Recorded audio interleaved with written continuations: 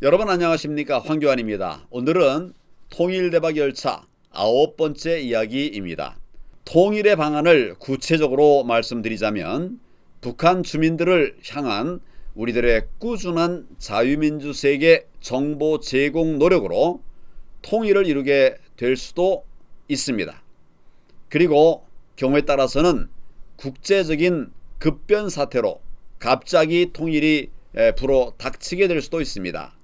이 시점에서 통일 대박을 실제로 구현해내기 위한 구체적인 단계로 접어들면서 통일 법제를 체계화해야 합니다. 통일 법제, 현실적이면서 구체적으로 실제 통일 대박 자체 구도로 연결되는 이런 종합적 법제화가 필요하다는 말씀입니다.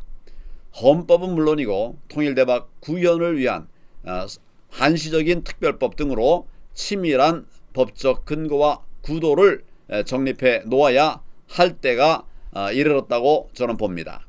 우선 경제적으로 남북을 10년 동안 분리 관리해야 하는데, 이에 대해서도 분리 관리에 대한 치밀한 법적 근거를 마련해야 합니다. 만약 그렇게 하지 않으면 외형적으로 통일이 이루어진다 해도 곧바로 큰 혼란 속으로 쉽게 빠져들어가면서 만사가 엉망진창이 되어버릴 그럴 수가 있기 때문입니다. 통일 필요 조건 가운데 가장 먼저 통일 후 10년 동안 경제에 관한 분리관리, 경제 분리관리를 말을 하니까 그것이 되겠냐, 이렇게 고웃음을 치는 사람들도 있을 수 있습니다. 그게 실제로 가능하느냐, 이런 것이죠. 결론적으로 말씀드리면 분리관리가 가능합니다. 그렇기 때문에 이러한 필요 조건들이 실행 가능하도록 치밀한 법제화와 법적 뒷받침까지 미리 준비할 필요가 있다는 것입니다.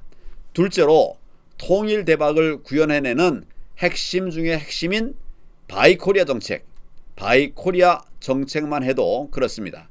통일 대박에서 말하는 바이코리아 정책이란 통일을 위해서 한시적으로 북한에 재화를 공급하는 것이 필요한데, 국제 경제 관계에서 일정 규모 이상의 실물 거래는 국제 입찰에 붙이게 되어 있습니다. 여기에 법적 뒷받침이 필요한 것이죠. 바이코리아 정책이 한국 마음대로 되겠느냐고 그렇게 우려할 수도 있습니다.